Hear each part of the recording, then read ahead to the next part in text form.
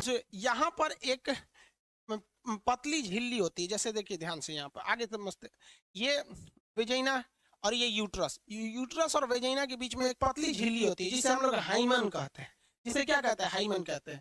ये वेजाइना के बाद एक पतली झिल्ली होती है जिसे हम क्या कहते हैं? हाइमन। और हाइमन के बाद होता है यूट्रस। हाइमन के बाद क्या होता है? यूट्रस होता है।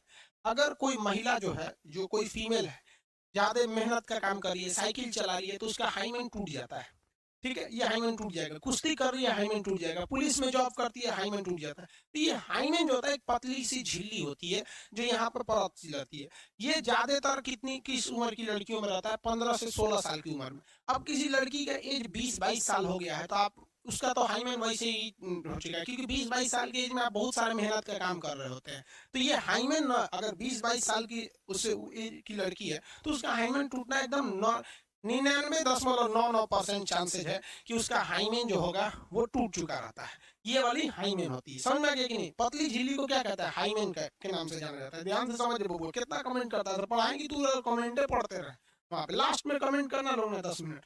99% 9% लड़कियों का 20-22 साल की एज में क्या हो जाता है? हाइमेन टूट चुके रहते हैं। लेकिन क्या है कि हमारे देश में एक परंपरा चली गई थी। अब इसको ध्यान से समझना, बहुत लाइफ में तुम्हारे बहुत काम आएगा। हमारे देश में परंपरा है, अभी आप देखिएगा, सिंधु सभ्यता आज से लगभग 2500 बीसी थी। सिंधु सभ्यता का मान के चलते हम लोग 2350 थी, तो 2500 ईसा पूर्व, मतलब ईसा के जन्म से 2500 साल बाद पहले। उसके बाद ईसा मसीह का जन्म हुआ तो वो हो गए आपका जीरो टाइमिंग हो गया। जीरो टाइम, ये तो बीसी मतलब बिफोर क्राइस्ट। और उससे हम लोग अभी कितना आगे आ चुके हैं? 2000 ईस्वी आ चुके हैं, 2020 हो चुका है। ईसा मसीह के जन्म से 2500 साल पहले और ईसा मसीह के जन्म के 2020 साल तो अब हो गया। क्रिसमस आने वाला है तो ईसा मसीह का बर्थडे मनाते हैं आदमी, है ना कि नहीं?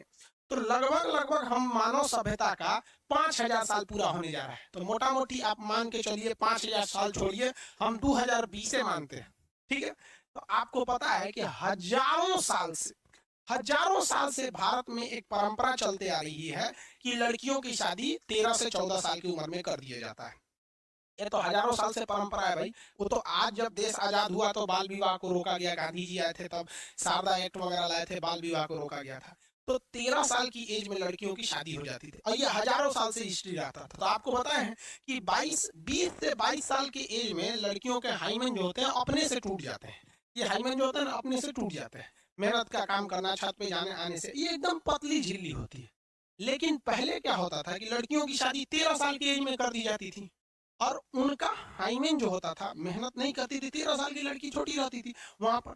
अब जब वो उनका शादी ब्याह होता था, जब उनके बीच सेक्सुअल रिलेशन होते थे, तब ये हाइमेन टूट जाता था, जिस वजह से मतलब कहते थे लोग ब्लीडिंग आ रही है। तो आज हिंदुस्तान में एक परंपरा बन चुकी है, मतलब एक तरह के लोगों के दिमाग में मिथ गलत बैठ चुका है कि जो लड़की मतलब अच्छी है, मतलब किसी के दूसरे के साथ सेक्सुअल रिलेशन नहीं बनाई है, उसकी उसका हाइमेन रहेगा, उसकी ब्लीडिंग से होती है। ये गलत चीज़ है, ऐसा नहीं है, ये एकदम 110% गलत है। अब अगर आप चाहते हैं कि मान लीजिए आपकी शादी ब्याह हो, आपकी वाइफ के साथ हाईमेन हो, तो फिर 13 साल की उम्र में शादी कर लीजिएगा, आज जेल चल जाइएगा। ठीक है, क्योंकि ये नॉर्मल सी बात है। इतनी पतली झिल्ली रहती है कि एक कागज भी उससे मोटा रहता है, कागज से भी पतली झिल्ली रहती है। वो नेचुरल चीज है, क्योंकि जब भी छोटे बच्चे रहते हैं तो उसमें एक्सटर्नल चीजों से बचाव के लिए दिया रहता है। तो अपने दिमाग से ये हटा दीजिएगा कि अगर आप जेन्युइन है, आज किसी की भी शादी होगी तो 20-22 साल की ही लड़की से होगी। 100% तो हम लिख देते हैं, 100% लिख देते हैं, नो हाईमेन सिक्योर।